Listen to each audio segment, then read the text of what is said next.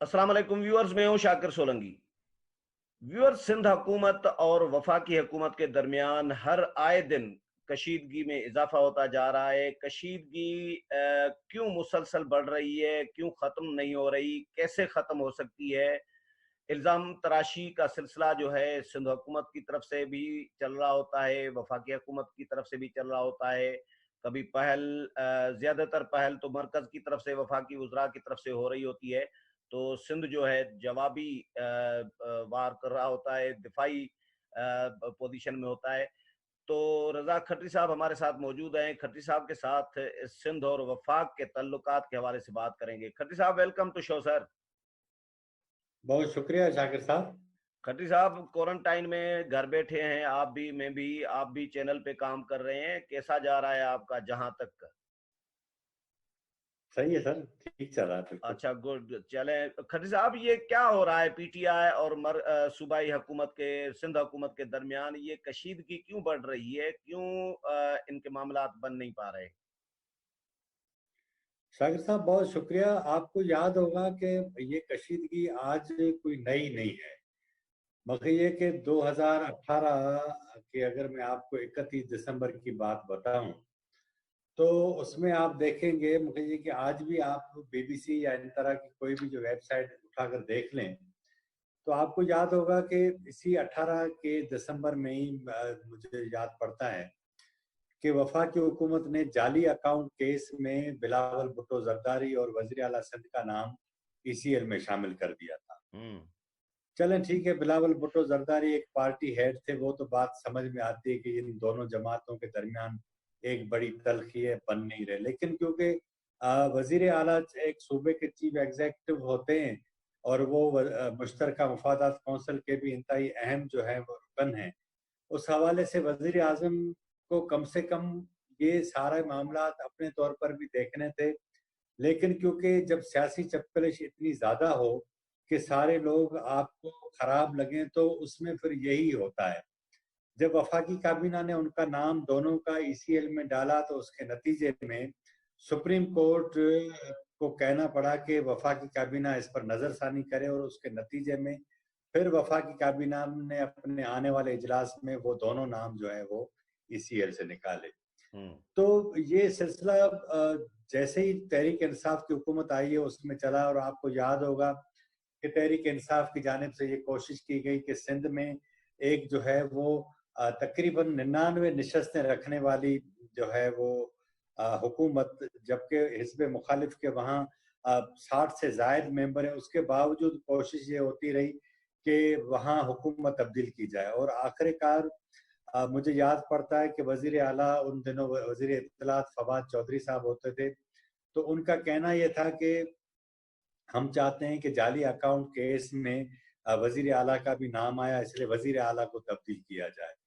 अब इशू ये है कि ये अगर ये ऐसे ही हुआ कि अगर पीपल्स पार्टी कहे कि भाई इमरान खान हमें अच्छा नहीं लगता इसलिए वो अपना कायदे ऐवान तब्दील कर ले। अब सियासी जमातों के ये अपने फैसले होते हैं कि वो किसको रखना है, कायम अली शाह साहब को रखना है, मुराद अली शाह साहब को रखना है। तो ये तो होना नहीं था, लेकिन उसके बावजूद फिर दरमियान में ये चीजें थम गई। अच्छा, इसी दौरान आपको याद होगा कि कराची के हवाले से वो एमक्यूएम के साथ उन्होंने आवाजें मिलाना शुरू कर दी, और नतीजे में सिंध की तकसीम की बात चली तो ये एक नया पेंडोरा बॉक्स खुल गया। तो मैं आपको एक और बात बताऊं कि जितनी भी पीपल्स पार्टी की सिंध में बदमाशियां आए उन सब को ये अपनी नाअहलियों और सियासी पॉलिसीज की वजह से उनको जो है वो दवाम बख्शते हैं और उनकी पॉलिटिकल हिमायत में इजाफा करते हैं तहरीक इंसाफ वाले। तो उसके वो तो रहा उस तरफ। अब जब मैं ताज़ा तरीन सूरत हाल आपको बताऊं कि इन हुकूमत के जो अपने फरिश्ता सिफत सहाफ़ी थे, उनके जरिए से एक खबर जो है वो चलवाई गई कि वफाकी हुकूमत 18वीं तरमीम के जरिए 18वीं तरमीम में मजीद तरमीम करना चाहती है। आज उसको 5-6 रोज हो गए, लेकिन वफाकी हुकूमत की जानिब से इस हवाले से वाज़े तौर पर कोई स्टेटमेंट नहीं आई। इसका मकसद है कि जो खबर चल रही है उसको उन्होंने छोड़ दिया ताकि इस पर डिस्कस होता रहे।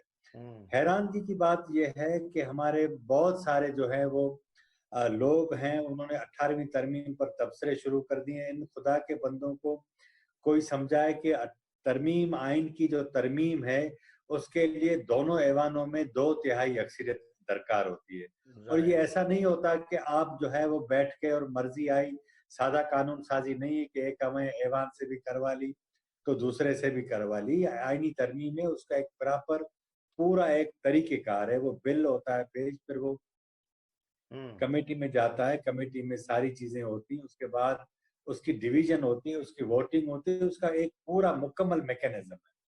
لیکن اس کے باوجود اب ایشو یہ, مجھے یہ بتائیں کہ کورونا کے ان حالات میں جب آپ کا قومی اسمبلی کا سیشن نہیں چل سکتا, ورچوئل جو اجلاس ہے اس کے اوپر تمام پارلیمانی جماعتیں اس کی مخالفت کر چکی ہیں, اس ساری صورتحال میں آپ کا اسپیکر کورونا سے متاثر ہو چکا ہے, قومی اسمبلی کی پوری عمارت بند ہے, تو کیا اس ساری صورتحال میں آپ 8ویں ترمیم, تو کیا کوئی بھی ترمیم اس میں کر سکتے ہیں؟ ایک نہیں. دوسری بات یہ کہ 8ویں ترمیم کے حوالے سے پاکستان پیپلز پارٹی, عوامی نیشنل پارٹی, پختونخوا ملی عوامی پارٹی, JUI یا اس طرح کی جتنی بھی دیگر جماعتیں, ایون حکومت کی اتحادی جماعت جو GD ہے وہ پیپلز پارٹی کی تو جذباتی وابستگی ہے, یہ وہ ساری جماعتیں ہیں جو کسی طور پر بھی 18ویں ترمیم میں مزید ترمیم کی بات سننا ہی نہیں چاہتی.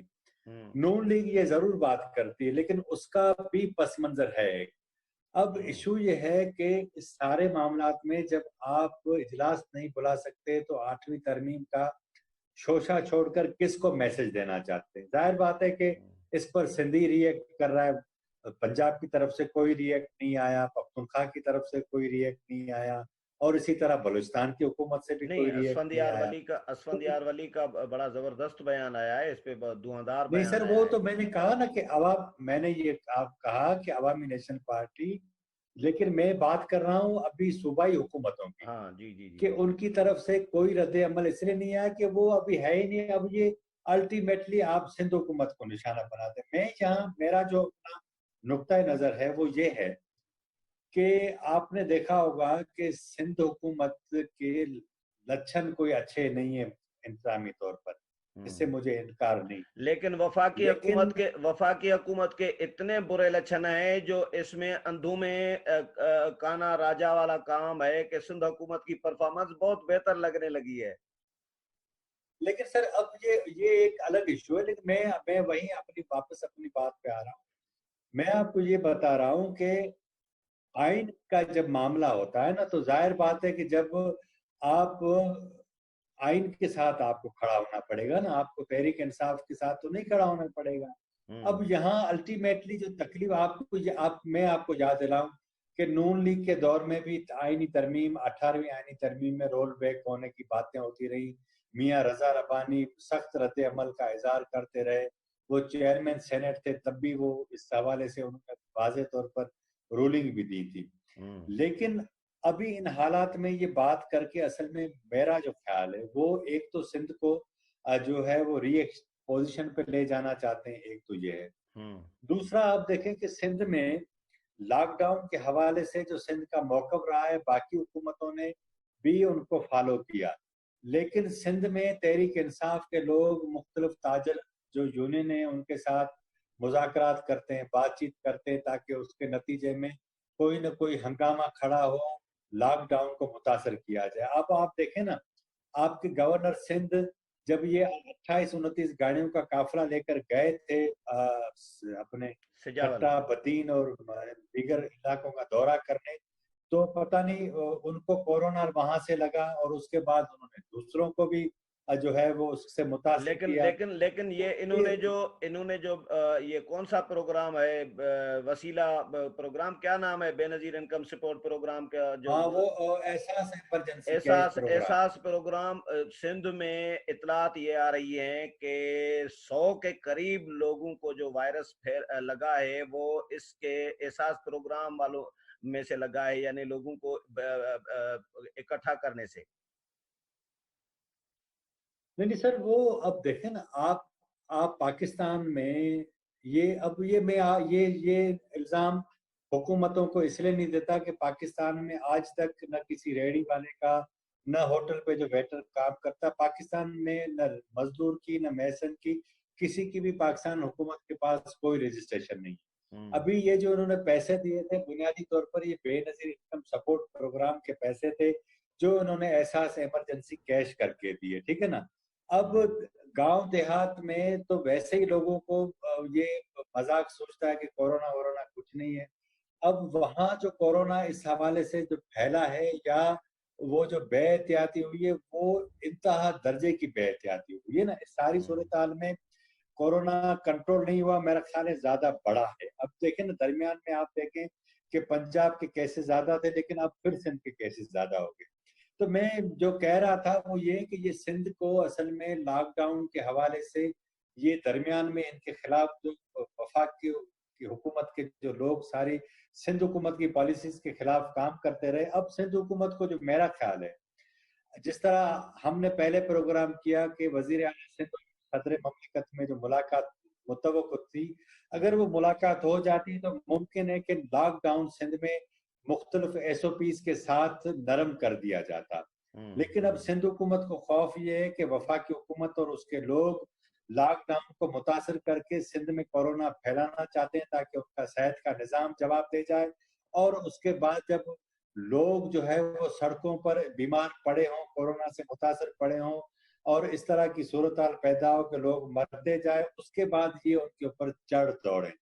ایک طرف تو سندھ میں پیپلز پارٹی کی گورننس کی وجہ سے بیزاری میں اضافہ ہوا ہے, دوسرا یہ کہ local body system Peoples Party نے بالکل جس طرح دیگر صوبوں میں دیگر جماعتوں نے لوکل باڈی سسٹم کو کمزور کیا اسی طرح پاکستان پیپلز پارٹی نے بھی لوکل باڈی سسٹم کو کمزور کیا ہے. تو اب ہوا یہ کہ پیپلز پارٹی کو خوف یہ ہے کہ اگر ہم سے کچھ مس ہوا بڑا تو یہ سارے ہمارے اوپر چڑھ دوڑیں گے اور اس کے بعد اگر ہمارے ہاتھوں سے کسی صورت بڑی کوئی ایمرجنسی کی بنیادوں پر وفاق نے مداخلت کی اور ہنگامی حالات کا اعلان کیا تو پھر آنے والے کئی سالوں تک ان کو موقع نہیں دیا جائے گا کیونکہ سندھ میں اس وقت کوئی بھی ایسی بڑی سیاسی قوت نہیں ہے جو پیپلز پارٹی کو آگے پیچھے کر سکے سوائے ان حالات کے. تو پیپلز پارٹی کو خوف یہ ہے اور اسی وجہ سے وہ لاک ڈاؤن کے معاملے پر بات سننے کے لیے تیار نہیں. یہ میرا موقف ہے.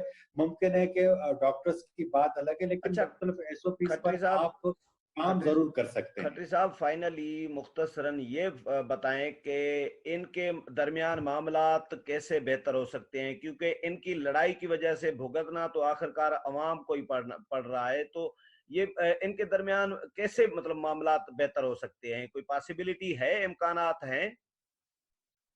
نہیں سر, معاملات درست نہیں ہوں گے کیونکہ عمران خان صاحب بالکل لکیر کھینچ چکے ہیں اور وہ قطعی جو ہے وہ نہیں کرنا چاہتے.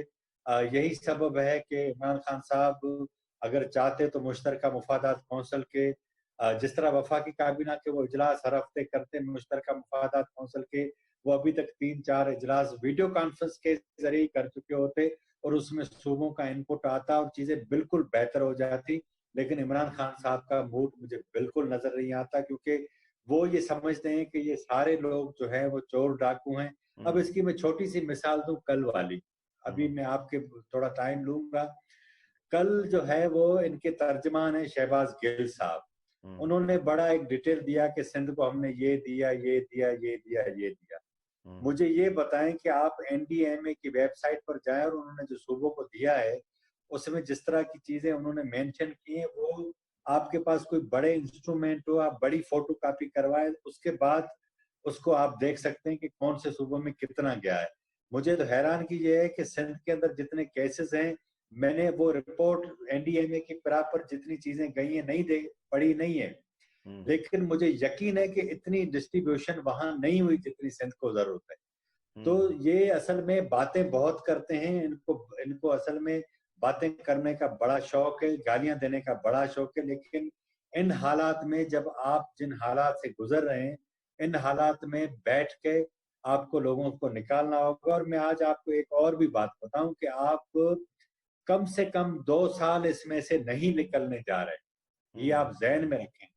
آپ کو پاکستان جن حالات میں پاکستان کے ساتھ 100 پیاز اور 100 جوتے کھانے والا معاملہ ہونے جا رہا ہے. آپ کی معیشت بھی ڈوب جائے گی, آپ کے لوگ بھی نہیں بچیں گے, اور آپ کا کاروبار بھی نہیں کھلے گا. میرا خیال ہے کہ ان کو ہوش کے ناخن لینے چاہیے اور سب سے مل بیٹھ کے آپ کو یہ بات کر کے حل نکالنا چاہیے. میں آپ کو یہ بھی بتاؤں کہ اگر اس میں کامیاب ہو گئے تو اس کا سہرا وزیر اعظم کو جائے گا، اور اگر ناکام بھی ہوتے ہیں نا تو یہ ساری ناکامی وزیر اعظم کے سر جائے گی، کسی کے ظاہر ہے بھی نہیں. پورے ملک کو بھگتنا پڑے گا. چلیں، بہت شکریہ کھٹی صاحب. ویورز، کھٹی صاحب کی رائے آپ نے سنی. اگلے پروگرام میں پھر ملاقات ہوگی، تب تک اجازت چاہتا ہوں. اللہ حافظ.